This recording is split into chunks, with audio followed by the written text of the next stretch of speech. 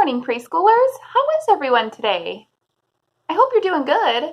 We had, let's see, today's Monday, so we just came off a weekend. We just had a weekend. And this weekend, my family was busy with all kinds of projects. We spent a lot of time outside because it was really nice and warm, especially on Saturday. And then yesterday, Rob was building, he worked to build a new window box for my flowers out in the back. Remember how last year, those of you that were here last year, when we went to plant our flowers, we realized that it was kind of rotting. That box was rotting. We still planted our flowers in it because it was the box that we had. But this year, Rob made me a new box, which is awesome. And he's going to work today to build 2 more new boxes so they all kind of match on that side of the house, which I'm excited about. So we've been really busy. And I went and bought flowers yesterday on Sunday, which I'm so excited about because my front porch now is full of flowers everywhere. So I got to wait for the window boxes to be painted and then I can plant the flowers back there. And when you come back to preschool, you will see that because you are coming back. It just may be a little while. All right. So hopefully you guys have some flowers at your house. This weekend was a good weekend to kind of get going on some of the gardening stuff, I think. We're going to look at the day today, figure out what's going on. Oh, so many things going on. Today is, well, we're in a new month. We talked about that last time. Right there. We're in a new month. The new month is May. May 2020. 2020 is a year. And today is Monday, May 4th. So if you look, there's nothing going on today. But yesterday was an incredibly special day in our preschool. Do you see what was going on yesterday? It says it right there. It says Drew's birthday. Drew's birthday! And Drew turned 4 years old yesterday. Drew, happy birthday! I didn't get to see you, but I did drop off the birthday hat, and he got a birthday book that's all about spring, which is a really good book, and I hope that you're enjoying that book with your family. And I know you had tons of good family time yesterday, and probably cake and things like that. So Drew, happy birthday! I love you. I hope you had a wonderful day. And I missed seeing you on your birthday, but that's just how it goes. If you look on our calendar, so that was yesterday. This is today. Nothing going on except a video from this woman. And this is tomorrow. And I have other things written there, but you're not going to know what that says because you're 4 and 5. That says Cinco de Mayo. And cinco is a Spanish word for the number 5. And Mayo is the Spanish word for May. So it just says the 5th of May, which, okay, the 5th of May. But the 5th of May is actually a holiday in Mexico. Excuse me. Some people think of it as like Independence Day, or, you know, how we have like the 4th of July. They think of Cinco de Mayo as the 4th of July for Mexico, the day where they became independent from other countries. But it's not really that. It's really more of a day where we like to celebrate Mexican culture and heritage because they actually have a whole separate Independence Day in September. But it is a day where we like to celebrate Mexican culture. And so my family decided we would go ahead and celebrate Cinco de Mayo this year, which we've never done before, but we're all sitting at home and there's not really a whole lot going on here. So we thought, well, let's have a holiday. And so we're going to celebrate that. One of the ways that we're going to celebrate that tomorrow is we're going to eat tacos, because who doesn't love tacos? Plus, tomorrow is Taco Tuesday, so of course we're going to eat tacos. But also, we made, Lily and Oliver and I, now it looks like a bear cave. It's not going to be a bear cave. This is actually going to be a piñata. Do you know what a piñata is? A piñata is, it's a thing like this that's stuffed with candy that you hit with a stick until it breaks and the candy falls everywhere. That'll be hilarious. So we started it yesterday. We made it just exactly like how we make our bear caves. We used paper mache, so just kind of a flour and water and some newspaper. I used our thin big paper because I didn't have any newspaper. And then we will decorate it today because it is dry. Well, mostly dry. That part's wet. We'll decorate it today with some really colorful tissue paper, and we'll throw some candy in it, and the kids can whack at it tomorrow for Cinco de Mayo. And then we'll probably finish the night with a movie, probably Coco. I don't know. That's the best we can do around here. But So my family's gonna celebrate a little bit. Maybe you'll have Taco Tuesday or something tomorrow too. But totally different subject now.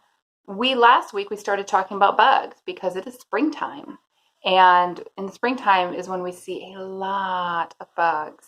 And not even just bugs. Sometimes if you're outside and you're kind of digging in the dirt, you might find little cocoons or little shells, all kinds of things out there. I know Lily, she's doing what's called an ecology study for her schoolwork, for her science class. And so she has an eco spot. She has a place in the garden that she goes to every day, and she observes changes that are happening in that eco spot. And she said the other day, all of a sudden, there's this little cocoon thing sitting in her eco spot.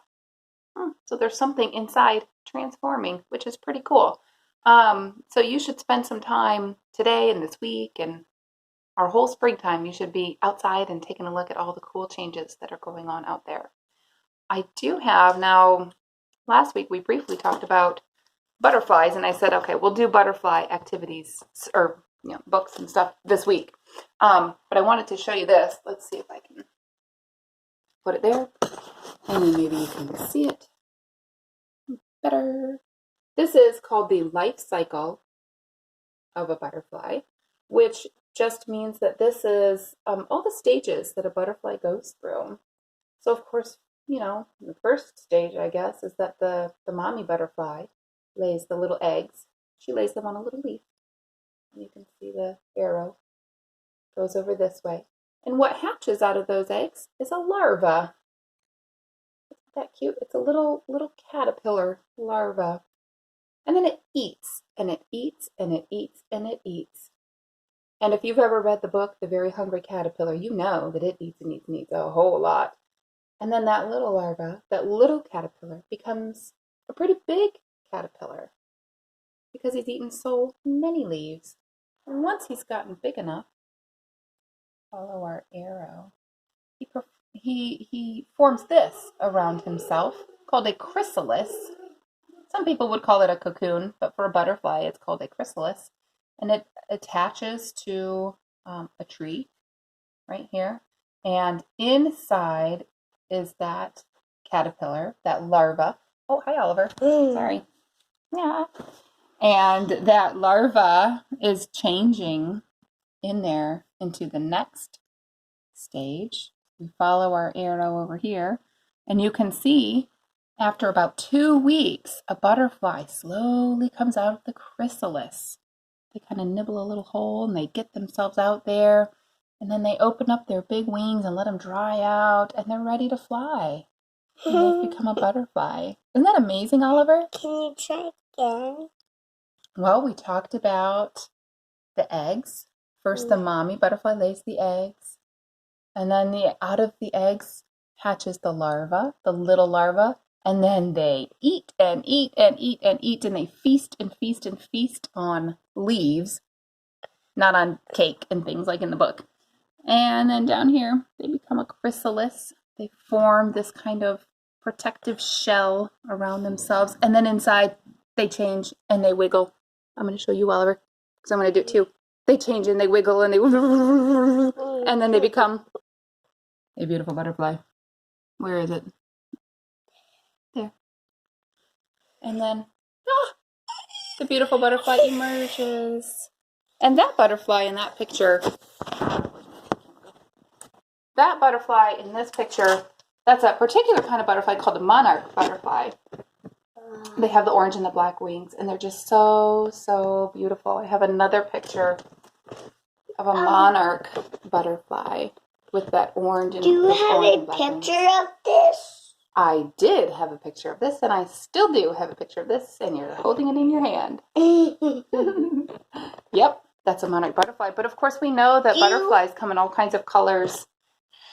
Do you have another... I don't know what this one's called.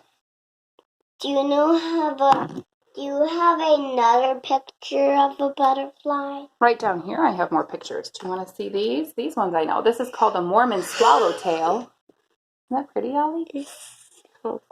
One of the really amazing things about butterflies this is called the common Indian crow, is that butterflies' wings are what we would call symmetrical, which means if we were to put a line in between this butterfly, this wing is exactly the same as this wing, or about the same as this wing, right? So this wing looks the same as this wing, and that's called being symmetrical.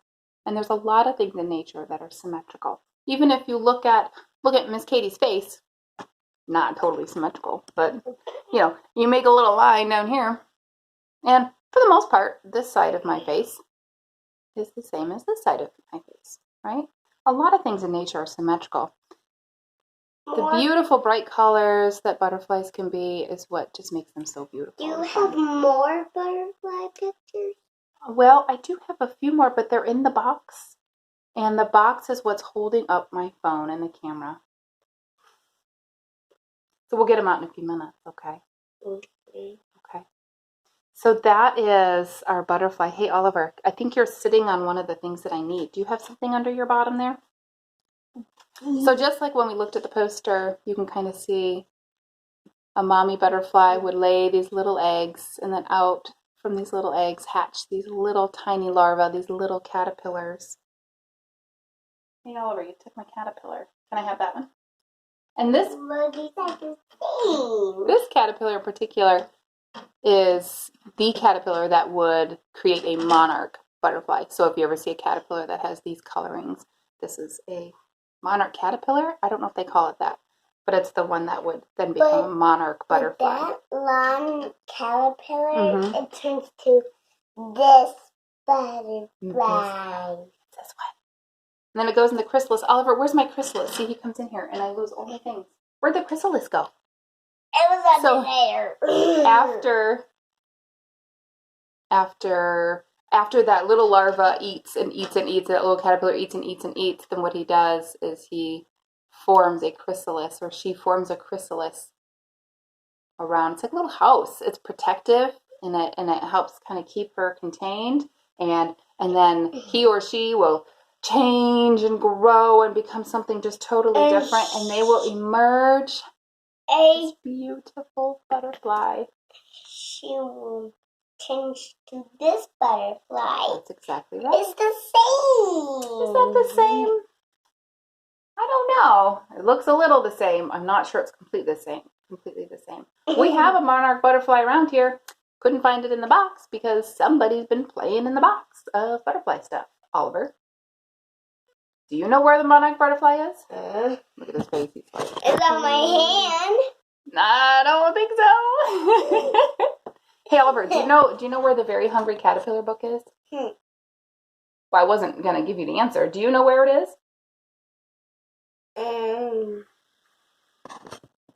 Up in my bedroom. It's up in your bedroom? Can you run really fast and get it?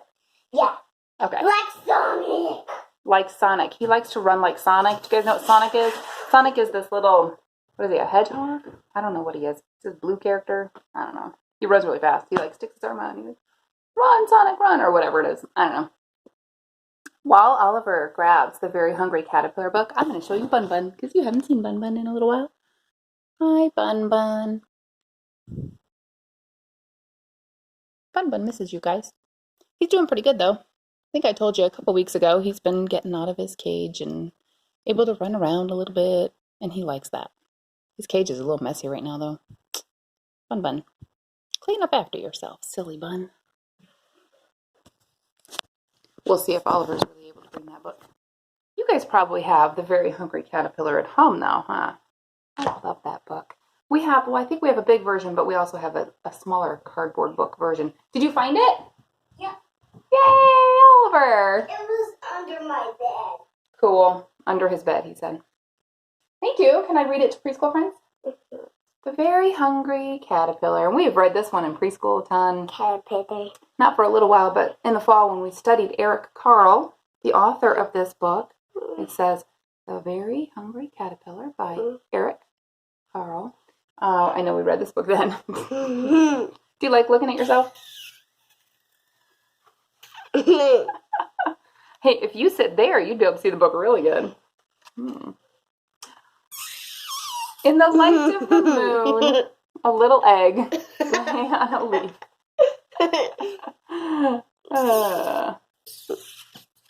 Oliver.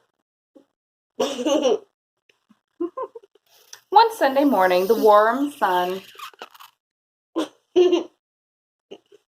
Oliver. Can I read the book to preschool and to you? Are you ready? No, he says. Yeah. One Sunday morning, the warm sun came up, and pop out of the egg came a tiny and very hungry caterpillar. It's that larva stage that we talked about. He started to look for some food, and on Monday, he ate through one apple, but he was still hungry. On Tuesday, he ate through 2 pears, but he was still hungry. On Wednesday, he ate through 3 plums, and he was still hungry. Oliver. Oliver, what did he eat through on Thursday? Strawberries. On Thursday, he ate through 4 strawberries, but he was still hungry. Oh. On Friday, he ate through 5 oranges.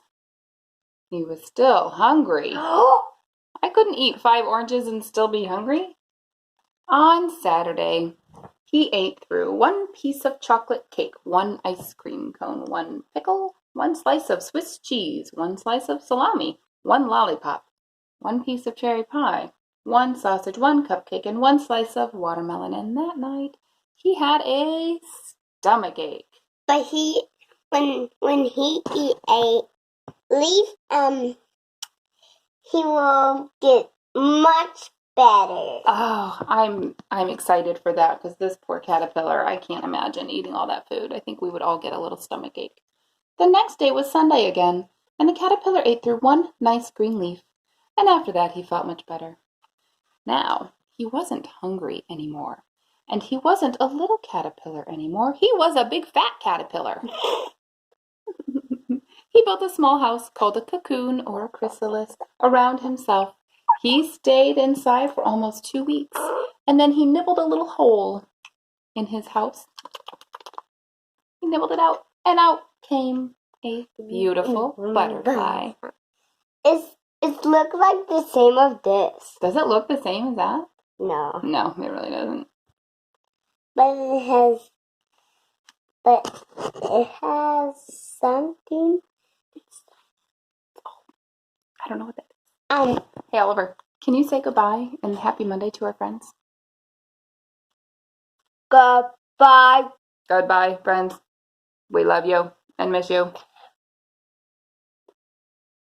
Don't come here. What? Well, they won't come here today, but we'll see you someday. Love you guys. Bye. Happy Monday.